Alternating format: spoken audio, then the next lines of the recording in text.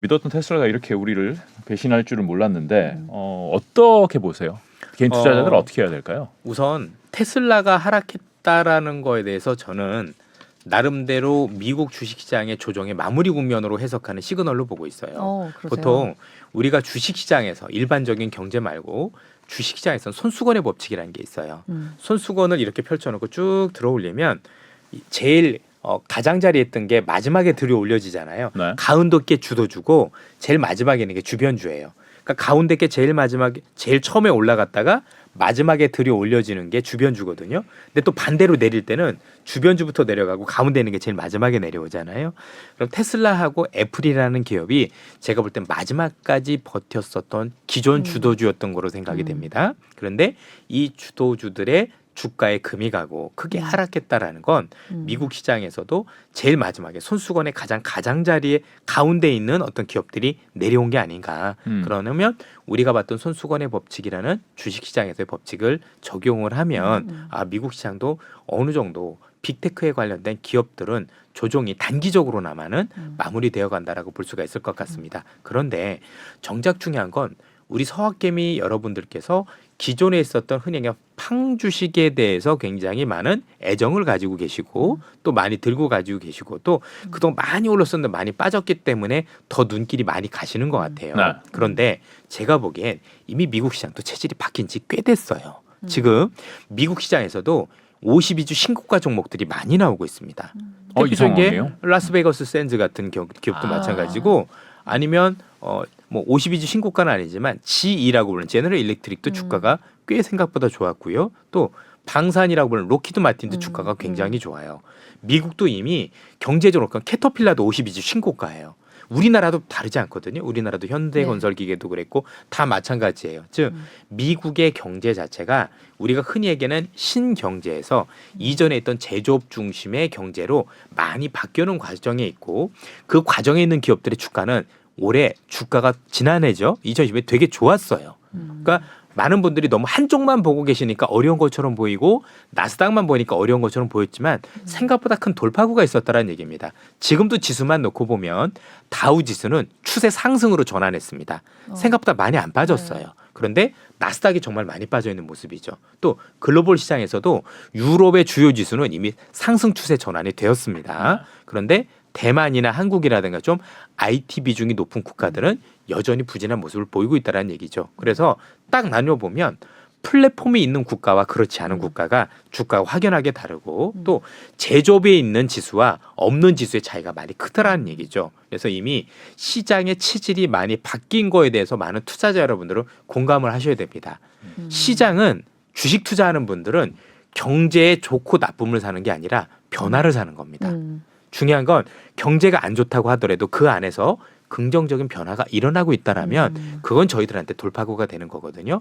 이미 그거는 시장에서 좀 보여주고 있다라고 생각을 해요. 그래서 경기에 좋고 나쁨도 아주 중요합니다만 그 안에 일어나고 있는 큰 변화에 대해서 우리가 조금 더 강하게 또 그리고 세밀하게 들여다봐야 되지 않을까라는 생각을 가지고 있습니다. 오늘 핵심만 나왔네요. 시장의 변화를 사는 거다. 근데 사실 그러니까 서학개미들 입장에서는 그러니까 워낙 아까 말씀하신 대로 이제 미국 같은 경우에는 예를 들면 뭐 ETF 지수를 따라가는 쪽 투자를 하신 분들 같은 경우에는 이제 좀 약간 웃으실 수 있겠지만 워낙 뭐 테슬라나 이런 특정 몇 개 IT 종목에 워낙 치중돼 있는 분들이 많다 보니까 이분들의 경우에는 당분간 웃기는 일단 기존에 들어가신 분들 같은 경우에는 당분간은 조금 계좌가 좀 그렇죠. 추우실 수밖에 없겠죠. 맞습니다. 네. 그리고 기존에 이 친구들이 주도주였기 때문에 앞으로도 주도주 일권이어야 되는 일단 고민도 있어야 될 거라고 주도주 생각을 교체가 될 수 했죠. 있다. 예. 네. 규제가 될 수 있고 물론 이 기업들 중에서는 또 새로 딛고 일어난 기업들도 많이 있을 거예요. 이전처럼 모든 팡 주식이 다 올라오는 시장은 분명히 아닐 겁니다. 분명히 그 안에서도 조금 더 경쟁력을 갖추고 이런 기업들은 나쁘지 않을 수가 있겠죠. 이게 이 플랫폼 경제가 옛날하고 다른 게 있습니다. 앞서도 제가 잠시 설명드렸던 부분 중에서 이전에 있었던 경기 침체 중에서 공급 과잉이 굉장히 컸었다라 말씀드렸었잖아요. 그러니까 이전에 이번 사례를 제외하고 모든 사례에서는 경기가 좋아지면 그 좋아지는 경기를 누리려는 기업들이 되게 많았었어요. 즉 너도나도 예를 들면 뭐 TV가 되게 잘 팔린다면 TV 기업들이 되게 많았던 거지. LG전자도 있고 삼성전자도 있고 필립스도 많은 공급들이 있었었어요. 네. 그래서 이 공급하는 기업들끼리 싸우면서 굉장히 어려웠었던 사례가 이전의 사례였다라면 네. 이 플랫폼 경제는 공통점들이 뭐냐면 독점적 구조를 가지고 있어요. 구글이란 독점적 구조, 네. 또 우리나라에서도 네이버, 카카오가 있지만 이 기업들을 대체할 수 있는 플랫폼이 없잖아요. 네. 그러다 보니까 공급 과잉이 없었었어요. 그냥 이런 거죠. 음. 그래, 뭐 얘들이 기업이 안 좋은 건 알겠어. 많이 빠진 거 알겠는데 그럼 얘들을 대체할 수는 누가 있나? 그러면 이 기업들이 구조종 애들 뭐가 있나? 없다라는 거죠.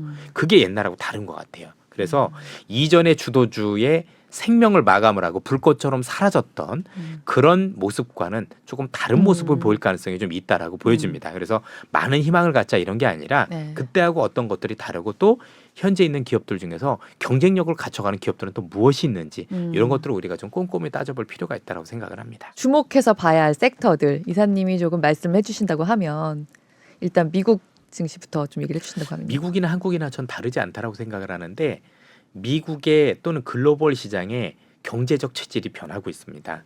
그 경제적 체질이라 하면 그동안에 있었던 대부분의 경제는 흔히 얘기하는 플랫폼 경제, 소프트웨어 중심의 경제였습니다. 이 경제는 제가 볼 때는 여전히 앞으로도 우리가 디지털이라는 걸 벗어날 수는 없겠지만 전체적으로 놓고 보면 많은 벽에 부딪혔다라고 생각을 합니다. 첫 번째는 이 기업들이 여전히 훌륭하지만 반독점 규제를 받고 있다는 게 문제가 됩니다. 그래서 기업들이 많이 빠져서 올라올 개연성이 있더라도 규제가 심해질 개연성이 높아서 상단은 막혀 있다라고 생각을 합니다. 왜냐하면 이 플랫폼 기업들은 기업들의 속성 자체가 독점적 구조로 가져가는 거예요. 예를 들어서 야후와 우리 구글이 있다라면 야후가 죽고 하나 남았잖아요. 네. 우리나라도 다음도 있고 네이버도 있는데 여전히 다음이 없는 건 아니지만 우리가 점유율은 크게 차이가 나지 않습니까? 이게 플랫폼 기업들의 기본적인 어떤 생존 특성이에요. 네. 그런데 각국 정부가 보기엔 이게 불편한 거예요. 저 친구들이 독점화되다 보니까 그동안은 소비자들한테 편익을 줬지만 이제는 편익을 넘어서 불편함을 주기 시작한 겁니다. 예컨대 카카오택시 하나만 놓고 본다고 하더라도 이전만큼 잘 잡히냐? 그렇지도 않아요. 너무 안 잡히죠. 그러면 가격이 싸냐? 아닌 거죠. 그러면 정부 입장에서 규제를 해야죠. 아니 네가 도대체 소비자한테 주는 편익이 뭐야라고 우리가 할 말이 없는 거죠. 그래서 여러 규제들을 하는 게 카카오 말고도 모든 것들에 대해서 제가 볼 때는 이미 규제가 시작되다 보니 주가가 바닥일 수는 있지만 올라가는데 한계가 있다는 게 첫 번째고요.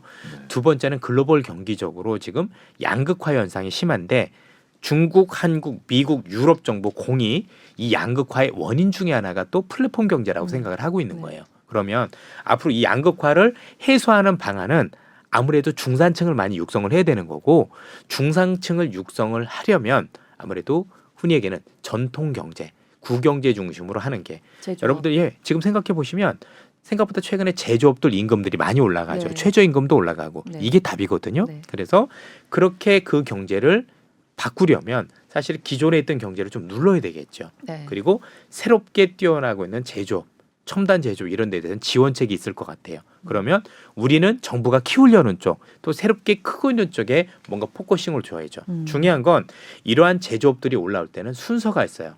제일 먼저 미국도 그렇지만 글로벌적으로 이 제조업과 관련된 인프라가 전혀 없죠. 아니 그 공장이 되려면 설비 투자가 있어야 되겠죠. 도로도 깔고 네. 전기도 깔아주고 네. 이런 것들이 먼저 돼서 그 관련주들이 먼저 오른 거고 그 다음에 직접적으로 얘네들이랑 설비 투자가 이루어지겠죠. 그렇지 않겠습니까? 그리고 제조업이 좋아졌을 때 부수적으로 따라오는 그 관련 기업들이 또 되게 많아요. 우리가 알고 있는 부품, 장비 이런 기업들 역시 좋아질 개연성이 있겠죠. 그래서 순서별로 이런 관련 기업들이 제조업이 새롭게 부활했었을 때 나타나는 어떤 현상들에 대해서 공부를 하시고 그 공부에 따라서 순차적으로 그 관련 기업들을 제가 볼 때 모니터링을 하시면 올해 내는 생각보다 좋은 결과를 얻으실 수 있을 것 같아요.